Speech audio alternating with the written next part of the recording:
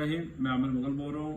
आज हम बात करेंगे जो मियां नवाज शरीफ ने कल एक स्पीच की है लंदन में, वीडियो लिंक के ज़रिए पाकिस्तान में उसने खिताब किया है।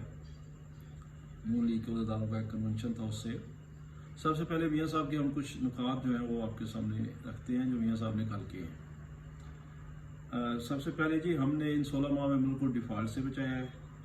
उन्होंने कहा कि अगर हम कोशिश ना करते तो पेट्रोल आज 1000 रुपये लीटर होता। उन्होंने कहा कि मेरे साथ जो कुछ हुआ मैंने सारा अल्लाह ताला पे छोड़ा हुआ था।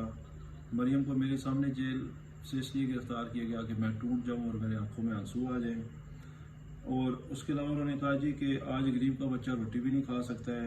मेरे दौर में मोटरवे बन रही थी, लोड शेडिंग कोई नहीं थी, आटा 35 रुपये किलो था और इंडिया आज चांद पर पहुँच गया है। और हमारे दौर में इकोनॉमिक रिफॉर्म जो है वो पाकिस्तान से कॉपी करता था इंडिया।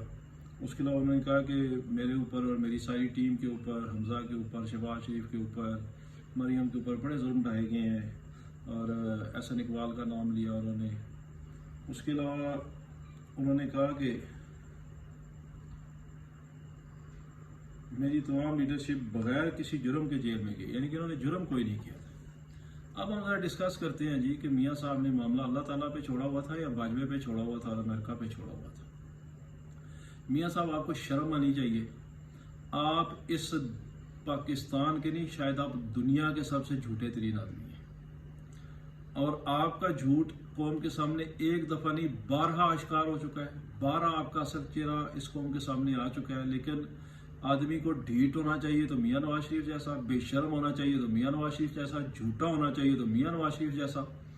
आप ये बताएं, छोड़े इस सिनेरियो को बाद में डिस्कस करते हैं। आप जब परवेज मुशर्रफ से डील करके 10 साल के लिए एग्रीमेंट साइन करके मुल्क से बाहर चले गए और 10 साल आप वहां, पहले आप 4-5 साल मक्का मदीना में बैठ के कौम से झूठ बोलते रहे कि मैंने कोई एग्रीमेंट साइन नहीं किया। फिर आप लंदन में जाके झूठ बोलते रहे। फिर जब आप पाकिस्तान आए तो वो रिटर्न एग्रीमेंट आपका सामने ले आया जनरल मुशर्रफ। हम थोड़ी देर के लिए मान लेते हैं आपसे ज़बरदस्ती साइन करवाए होंगे उसने। तो आप यही बात जाके वहाँ, जब आप यहाँ से भाग के गए थे रात के अंधेरे में अपने सारे कारकुनान को छोड़ के, अपने सारे पार्टी वर्कर्स को, पार्टी अहदेदारों को छोड़ के जब आप भाग के चले गए थे डील करके मुशर्रफ के साथ मौत के खौफ से, तो आप वहां जाके सच कौम को बता देते कि मेरे से एक जबरदस्ती साइन करवा लिया गया है। लेकिन चूंकि आपने साइन अपनी मर्जी से किया हुआ था, आप मक्का और मदीना में झूठ बोलते रहे और आज तक उस झूठ पे आप शर्मिंदा नहीं हुए कौम से। उसके बाद अब जब दूसरी दफा आप गए जैली झूठे बीमार बन के जनरल मुशर्रफ के साथ डील करके, आप जब मुल्क से बाहर गए और आपने अमेरिकन आशीर्वाद के साथ और जनरल मुशर्रफ की, जनरल बाजवा की साजिश के साथ जब एक मुंतखब हुकूमत गिरवाई और फिर हुकूमत में आए, 16 माह इक़्तिदार में रहे आप और 16 माह के इक़्तिदार में आप पेट्रोल 150 से आप ले गए 300 रुपये पे, आटा आप 80 से ले गए 180 पे, बिजली का यूनिट आप 16 से ले गए 56 रुपये या 60 रुपये यूनिट पर, और घी आप ले गए 350 से 550 रुपये पर। और आपको जरा भी शर्म नहीं आई? ये 16 माह का जो दौर है, ये क्या इंडिया का मोदी की यहाँ पे हुकूमत थी, या यहाँ पे बांग्लादेश की हुकूमत थी, या यहाँ पे श्रीलंका की हुकूमत थी, या यहाँ पे अफगानिस्तान की हुकूमत थी? आपके भाई की हुकूमत थी, आपकी आशीर्वाद के साथ थी। और आपकी वो तो जाके आपके घुटनों से भी नीचे थोड़ा सा टखनों तक हाथ लगाता था आपका भाई जाके कि ये मेरे कायद और इनके कहने पे मैंने गवर्नमेंट लिया है। और आज जब उसने इस मुल्क का बेड़ा गर्क कर दिया तो आप फिर भाषण देने लग गए कि मैंने अल्लाह ताला पे छोड़ दिया था। अगर आपने अल्लाह ताला पे छोड़ा होता तो आप जनरल बाजवा के साथ मिलकर साजिश करते। फिर आप क्या कहते हैं कि जी मेरे हमजा को और शहबाज शरीफ को और मरियम को झूठे केसों में जेल में डाला गया है। ये जो करप्शन आपने की है, ये क्या ये पाकिस्तानी अवाम का खून का निचोड़ा हुआ पैसा नहीं है? ये 3 बरामदों में जो जायदादें आपने बनाई हैं, क्या ये पाकिस्तानी कौम का और पाकिस्तानी अवाम का पैसा नहीं है? क्या ये पार्क लैंड के फ्लैट आपने आज तक साबित किए आपने कैसे खरीदे? आप कौम की आंखों में धूल नहीं झोंक सकते।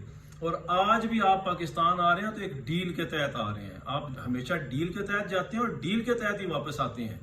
आप डील तो करके आ रहे हैं, लेकिन इस पाकिस्तान की अवाम ने कोई डील नहीं की आपसे।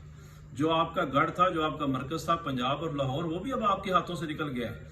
पंजाबी हो, सिंधी हो, बलोची हो, पठान हो, कश्मीरी हो, गिलगिती हो, लाहौरी हो, उनका पीर सिर्फ एक ही है। कैदी नंबर 804 बैरक नंबर 3 अटक जेल में जो बबर शेर बंद है, वो आज उनका लीडर बन चुका है, वो आज उनके दिलों की धड़कन बन चुका है। جسے گولیاں ماری وہ ملک چھوڑ کے نہیں بھاگا، جس کے اوپر 200 مقدمے کیے وہ ملک چھوڑ کے نہیں بھاگا. آپ تو مفرور ہیں، اشتہاری ہیں، بھگوڑے ہیں، نائل ہیں، نالائق ہیں. آپ کون سا چورن بیچنے آ رہے ہیں اس ملک میں؟ اور ہم ویلکم کرتے ہیں تحریک انصاف والے، آپ آئیں، قانون کا سامنا کریں، عوام کا سامنا کریں، الیکشن لڑیں عمران خان کے مقابلے میں. آپ کا تو مطالبہ یہ ہے ان طاقتور اداروں سے کہ عمران خان کو گیم سے باہر نکالو. آپ کا تو مطالبہ یہ ہے کہ الیکشن میں نہ بلے کا نشان ہو نہ عمران خان ہو. انشاءاللہ بلے کا نشان بھی ہوگا، عمران خان بھی ہوگا، اور یہ قوم آپ سے اب احتساب کرے گی. جو آپ نے اس قوم کا خون نچوڑ کے چوس کے 3 برادروں میں جائیداد بنائی ہے، یہ جو ٹیٹیاں بھیجتے رہے ہیں، کبھی رکشے والے کے نام، کبھی مقصود چپڑاسی کے نام، کبھی ٹھیلے والے کے نام، کبھی مینیجر کے نام، کبھی مالی کے نام، کبھی چوکیدار کے نام، کبھی ڈرائیور کے نام، آپ پہ تو سارے کیس ثابت شدہ ہیں. حدیبیہ پیپر مل کا کیس، پاناما میں یہ پارک لینڈ کے فلیٹس، رمضان شوگر مل کا کیس، آپ پہ سارے کیس ثابت شدہ ہیں. آپ نے تو 1982-83 میں جنرل جیلانی اور جنرل ضیاء کے ٹیسٹ ٹیوب، سیاسی ٹیسٹ ٹیوب لیبارٹری میں آنکھیں کھولی ہیں. آپ کس منہ سے قوم کو درس دیتے ہیں؟ آپ نے ہمیشہ فوجی عملوں کے ساتھ مل کر اقتدار میں آئے ہیں، اور جب آپ اپنی عادت کے ہاتھوں مجبور ہوتے ہیں وہ ٹھڈے مار کے آپ کو باہر نکالتے ہیں، اور آپ پھر دوبارہ ان کے پاؤں پڑ کے اقتدار میں آ جاتے ہیں. آج آپ نے پھر وہی کام کیا ہے. آپ پھر ایک فوجی جرنیل کے ساتھ، جنرل باجوہ کے ساتھ آپ نے سی ٹی وی ٹی بلائی. آپ پہلے جیلی اور جھوٹے بیمار. آج تو آپ کو تو اتنی شرم اور حیا آپ کی آنکھوں کے اندر کی نہیں ہے کہ آپ قوم سے یہ کہیں کہ میں 4 سال پہلے جھوٹے ایک میڈیکل سرٹیفکیٹ پہ بھاگ کے اس ملک سے گیا تھا.